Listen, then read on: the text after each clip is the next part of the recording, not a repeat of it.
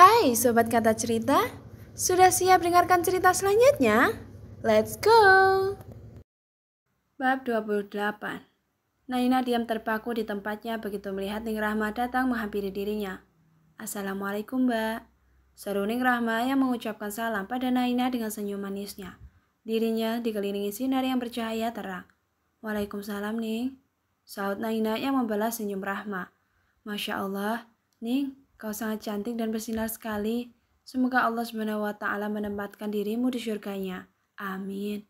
Tanpa sadar Naina memuji dan mendoakan Ning Rahma. Jazakallah khairan Mbak. Mbak juga cantik dan selalu bersinar. Balas Ning Rahma.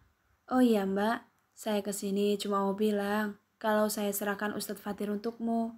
Tolong jangan tinggalkan dia Mbak. Jangan pernah menutup cerai darinya ya Mbak.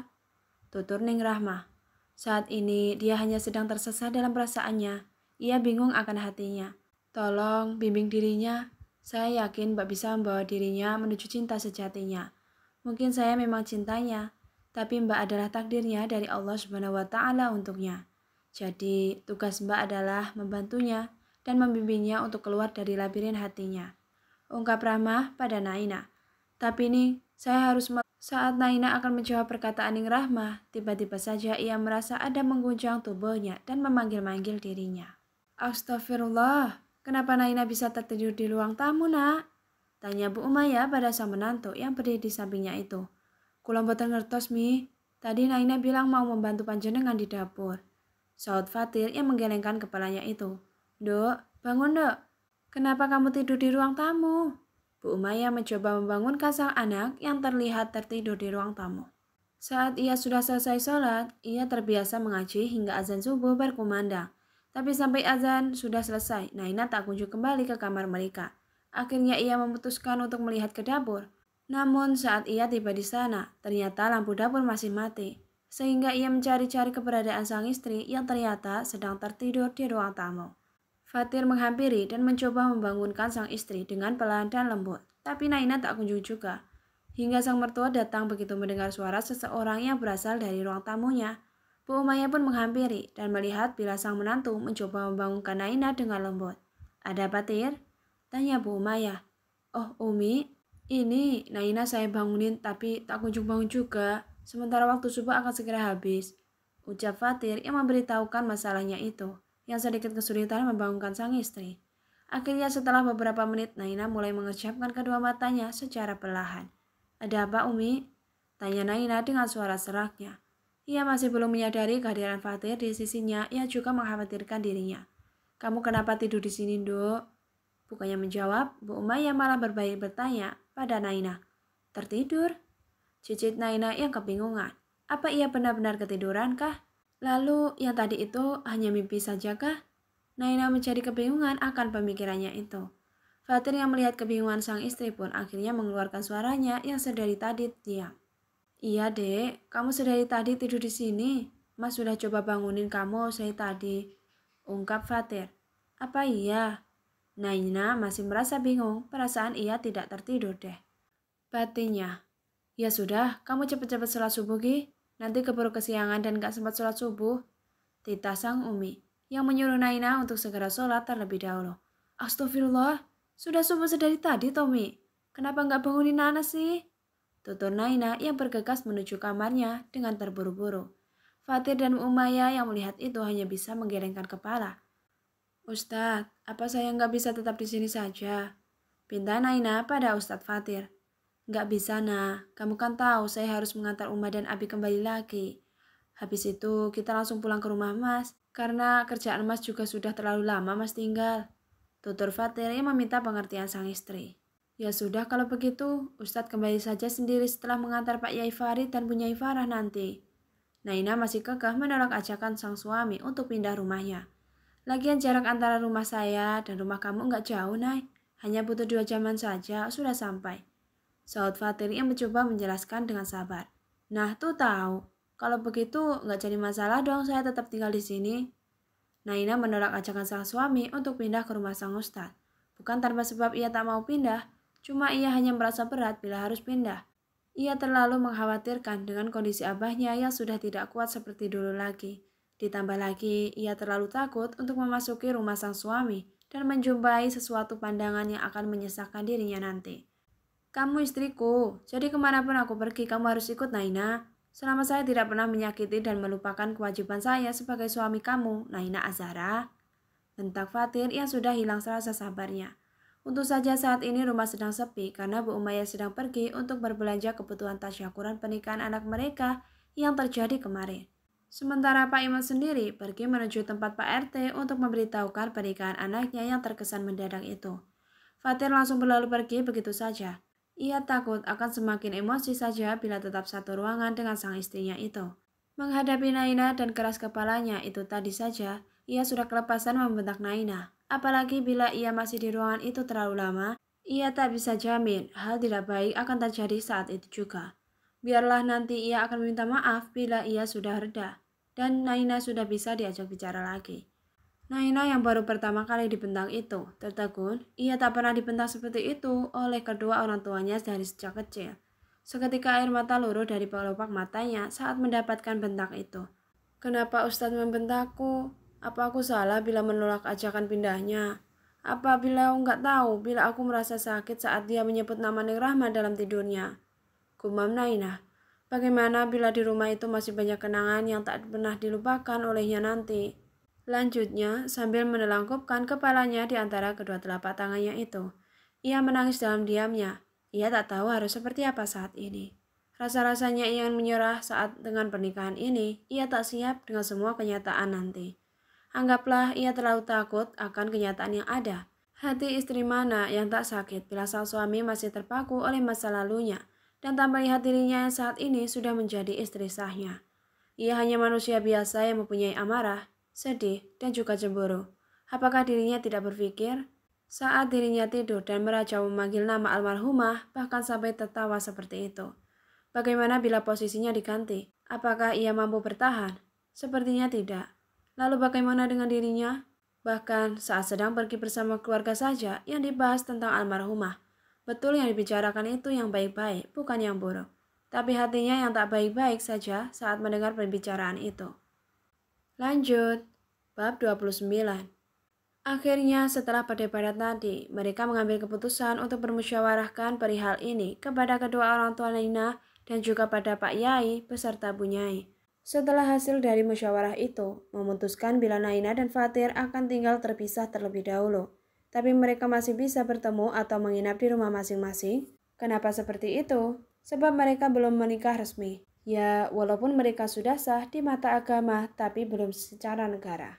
Dan Naina juga mengajukan syarat kepada sang suami. Syarat apa? Syaratnya adalah sebelum Fatir mencintainya, mereka tidak akan melakukan hubungan suami istri. Kenapa? Bukankah itu sudah menjadi kewajiban seorang suami untuk memberi nafkah batin kepada istrinya? Naina tahu itu, tapi ia tetap mengajukan syarat itu, sebab ia mempunyai alasan tersendiri. Memang menggauli istri itu kewajiban. Tapi bukankah berdosa bila sang suami merasa terpaksa hanya untuk melakukan kewajibannya, atau saat sang suami melakukannya yang ada di hati dan pikirannya adalah wanita lain, bukan istrinya? Tuduh Naina pada saat dirinya memberi alasan dari syarat itu. Astagfirullah dek, Mas bersumpah demi Allah, bila Mas enggak akan pernah melakukan itu terhadapmu. Bantah Fatir saat itu. Kita enggak akan pernah tahu hati dan pikiran orang lain, Ustadz. Kekeh Naina. Saya hanya meminta syarat itu saja Pak Yai, Abah. Sambungnya yang menunduk sedih, tapi ia rasa keputusan itu baik. Saya hanya berusaha memberi waktu untuk Ustadz Fatir mencintai saya, walaupun bukan sebagai wanita, tapi setidaknya sebagai istrinya. Saya sakit hati, saat tidur pun yang Ustadz sebut adalah almarhumah Neng Rahma dan almarhumah anak mereka. Ungkap Naina yang meneteskan air matanya. Allahu Akbar. Jadi itu alasan kamu semalam pindah di ruang tamu, dek. Sungguh Mas minta maaf. Mas nggak tahu kalau tanpa sadar Mas menyakiti hatimu. Ucap Fatir yang sekarang berpindah duduk, menjadi bersimpuh di hadapan sang istri. Ia dapat merasakan air mata Naina menetes mengenai tangannya yang saat ini tengah menggenggam tangan kecil istrinya. Sakit Ustadz, sakit rasanya. Saya nggak jadi masalah bila Ustadz masih mencintai Neng Rahma. Tapi setidaknya tolong hargai saya. Saya nggak meminta Ustadz untuk melupakan Neng Rahma dari hatimu. Racau Naina yang mulai menangis. Maafkan Mas dek, Mas minta maaf. Hanya itu yang bisa Fatir ucapkan dari mulutnya. Saya selaku ayah Naina menyetujui permintaan Naina Ustadz. Biarlah kalian berdua belajar untuk saling membutuhkan dan mencintai. Celetuk Pak Iman yang menyetujui permintaan sang putri. Mungkin ini yang terbaik untuk masa depan rumah tangga putrinya, pikirnya. Saya juga selaku ayah dari almarhumah Rahma meminta maaf bila almarhumah menjadi penyebab rasa sakit dari Naina Pak Iman. Tutur Pak Yai Farid yang merasa bersalah pada keluarga itu. Tak apa Pak Yai Farid, almarhumah Ning Rahma tidak mempunyai salah terhadap kami sekeluarga. Mungkin ini hanya sebagian cobaan yang Allah Subhanahu wa Ta'ala berikan pada keluarga kecil putri kami, Pak. Sahut Pak Iman dengan bijak. Akhirnya pembicaraan itu diakhiri setelah kedatangan Pak RT dan Pak RW. Assalamualaikum, ucap salam kedua pria parubaya itu. Waalaikumsalam, sahut semua orang. Ayo masuk Pak RT, Pak RW, ajak Pak Iman pada kedua orang itu. Baik Pak, terima kasih, jawabnya. Ada apa ya Pak Iman? Tadi meminta saya dan juga Pak RW untuk ke rumah Bapak? Tanya Pak RT. Jadi gini Pak, saya mau lapor bila anak saya Naina sudah menikah secara siri pada Ustadz Fatir. Beritahu Pak Iman pada kedua orang penting dalam lingkungan rumahnya itu.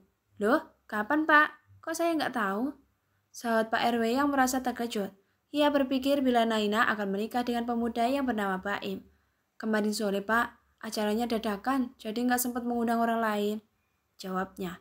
Perkenalkan Pak RT, Pak RW, ini Pak Yai Farid dan Bu Yai Farah yang kemarin menikahkan Naina dengan Ustadz Fatir.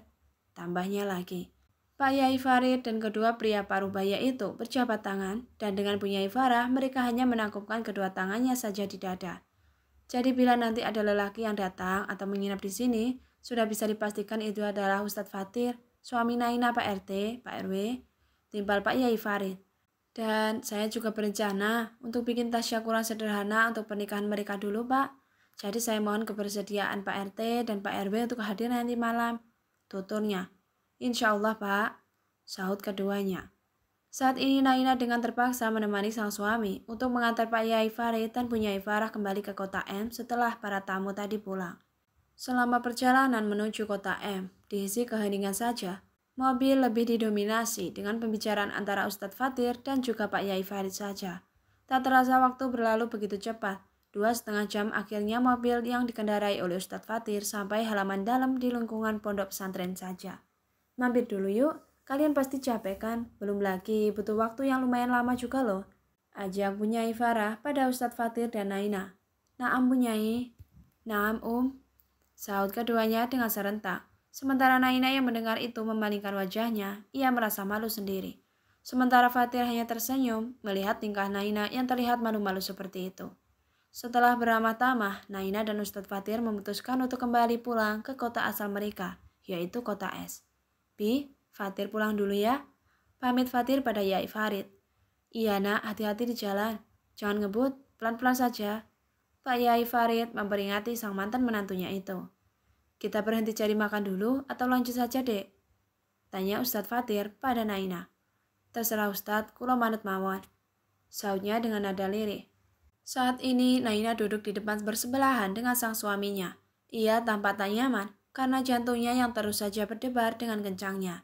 Ia gugup bila sedang berdoa seperti ini, padahal mereka sudah suami istri. Bahkan bila ingin yang lebih pun mereka halal saja, tanpa takut dosa. Tapi itu semua berbeda dengan Naina yang tak pernah berdoa dengan pria lain selain abahnya. Bahkan dengan Baim dulu saja ia selalu mengajak temannya itu, si Bunga atau mengajak Umiya. Jadi wajar bukan bila ia sekarang merasa gugup seperti ini. Ustadz Fatir yang melihat Naina gugup seperti itu menjadi mempunyai ide untuk mengerjainya. Dek, kita cari hotel yuk, kan kita belum malam pertama dek. Goda Fatir yang menaik turunkan alisnya dengan sengaja. Ustaz, bagi Naina saat mendengar itu. Ingat ya, enggak ada hubungan badan sebelum Ustadz mencintai saya sebagai istrimu. Lanjut Naina dengan ketus. Ia memperingati suaminya itu. Ya kan, cinta bisa berjalan seiring waktu, dek. Tapi kalau itu ibadah, bukannya bagus ya? Dapat pahala? Bantah Fatir yang masih saja betah menggoda istrinya. Bukan dapat pahala, tapi dosa iya. Sebab hati dan pikiran suaminya masih tertuju pada perempuan lain. Saut Naina yang mengingat itu semua. Cih, kamu nggak asik dek, ucap Fatir yang cemberut. Ia merasa malas bila Naina selalu mengungkit kesalahannya itu. Ia tahu bila ia salah, tapi enggaknya ia sudah meminta maaf dan sekarang ia berusaha untuk meyakinkan hatinya bila ia sudah mencintai Naina. Tapi Naina selalu saja mengungkit kejadian semalam yang mengakibatkan moodnya menjadi rusak seketika.